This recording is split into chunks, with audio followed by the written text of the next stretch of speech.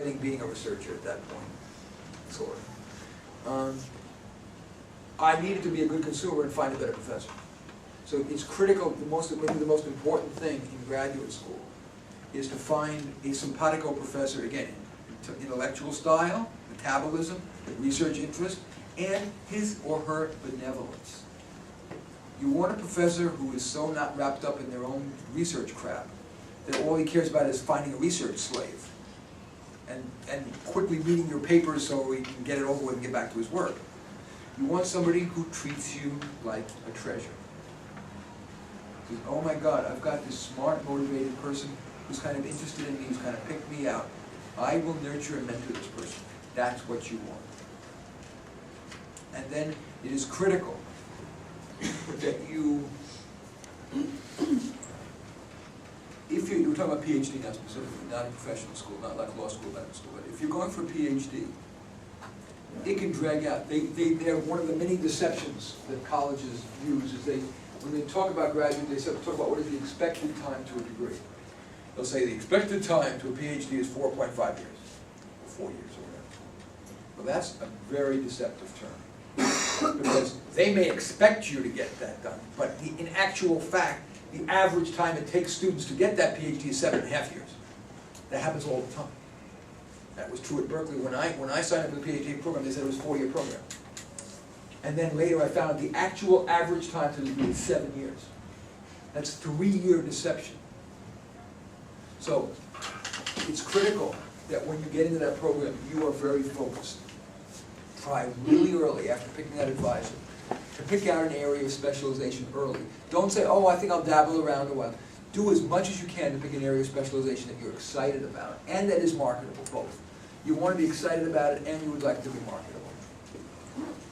Pick it early, start doing your term papers on that topic, your what they call position papers, your dissertation, your orals, your field work. Try to have it all be synergistic and you can get out in 4 years. Okay.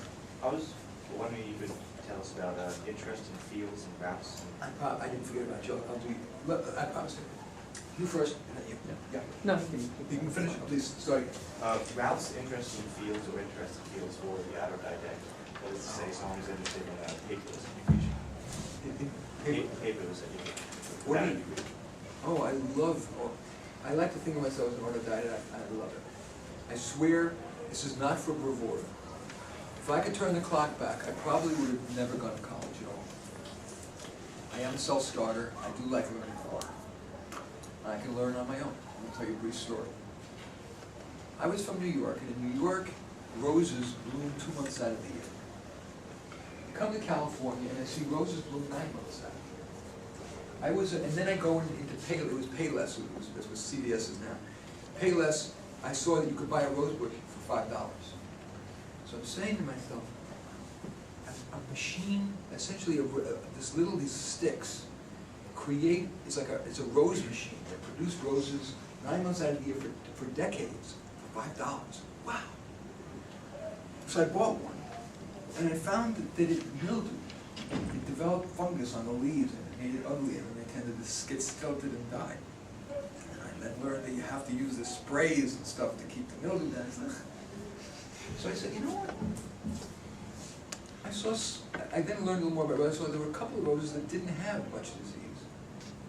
So clearly there was genetic predisposition to black spot mildew, these rose fungus disease. Did I go and get a PhD in botany? No. I said, okay, I'm going to read. And this was before Google.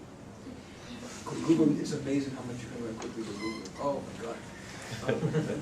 I did some reading about rose hybridizing. Specifically rose hybridizing for disease resistance. Very focused, very narrow. And once I did that, it took almost no time, it took a week. And, maybe just a few hours. There isn't that much expertise. If you're Berkeley and you're not smart enough to go to Berkeley, you can learn this stuff in no time. You don't need, once you take a PhD in botany, then you can learn all the rest of this crap that you don't need to know. It's like in my PhD in education, they made me take 6 5-unit graduate level statistics courses.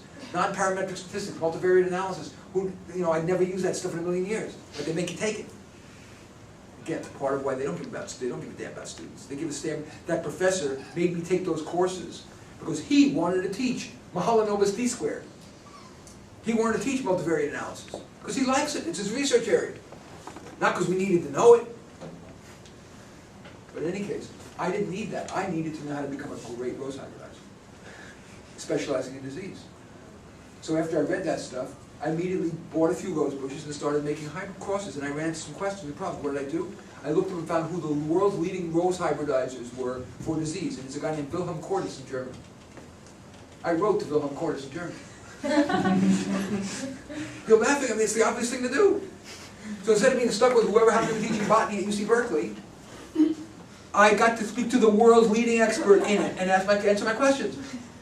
I then found that there was a guy almost as good named Ralph Moore in Visalia. I drove down to Visalia and I saw his operation. I developed a relationship where I could call and ask questions.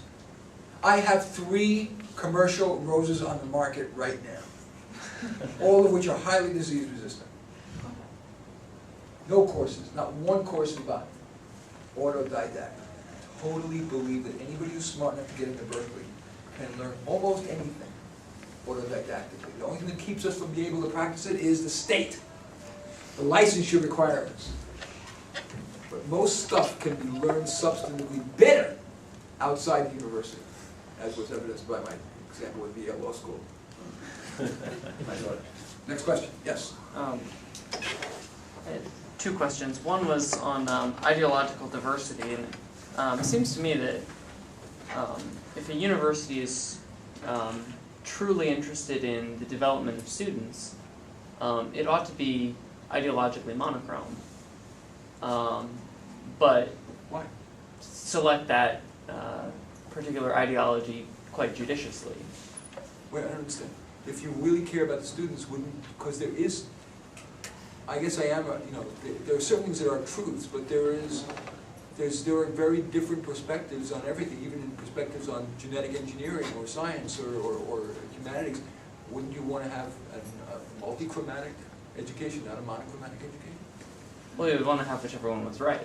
Sorry, what? You would want to have whichever one is right. But very often there is no one right. There is there is certitude about the solving of a second derivative. There isn't necessarily clear certitude whether the free market, for example, net is best for the world. It's complicated. There's good arguments that can be made for it, but if we were to have a debate here, I could take either side of the debate. A purely libertarian side, a socialist side, and a moderate side, and I can make strong cases on all those sides. And I think the well-educated person is able to realize where there is certitude and where there really are multiple perspectives that need to be at least acknowledged. The second question I had was, you've been talking about how the universities don't like doing X, Y, or Z activity because it's so expensive. They don't want to have class sizes of 15 Right. as opposed to 500. It's very expensive. Right. So what does Utopia U cost in terms of tuition? Very, very little. Because, you asked by Utopia U. Smart business people are cheap. So I always start with what I call zero-based budgeting. What is the most expensive thing about the UC Berkeley education? 2 things, the faculty and the space, all the rooms. Well, I would run most of my classes either online, so people see them at home, or in professors' apartments or homes, or student apartments and homes that are sitting empty and vacant all day while you go to these places. So I saved all the cost of it. There would be no campus. No campus buildings, no campus electricity, none of that crap. And the RSF, I would make arrangements with the local city and other high schools and other entities to provide my students with access to those facilities. I might pay a small fee, but a hell of a lot less than the RSF. And faculty, if I'm using that method of what I call super profs, which is for every course, I'm going to find the best professors, create a dream team of each course and teach, not all, but many of the courses online. I only have a one-time cost of developing that algebra course or intro to biology course, and then it can be taught again and again and again and again without the $100,000 salary for the professor, without the benefits, etc. So my cost actually would be extremely low, and I would not have dorms. Because whatever benefits exist from living 2 to 3 in a room, in a dorm, are outweighed by some of the liabilities therein. And therefore I would encourage people to find local apartments near campus. So the cost, and I would not spend a lot of money on shrubs. You know how much money they spend a year? They spend millions of dollars, at least $1 million a year, just on landscape in Berkeley. I would not spend money on shrubs. So the cost of Utopia U would be remarkably low. And because the school would be so student-friendly, that would have a very low dropout rate, very low, so there wouldn't be the cost of recruitment. And because the school was so good and so student-centric and so uniquely so, that I would not have to spend the millions that UC spends in marketing. Do you know how much they spend outreach to students, going to high school college fairs and their student websites and the brochures and all this other stuff? And I wouldn't have to spend, I'd spend nothing on marketing. You know how I spend my money on marketing?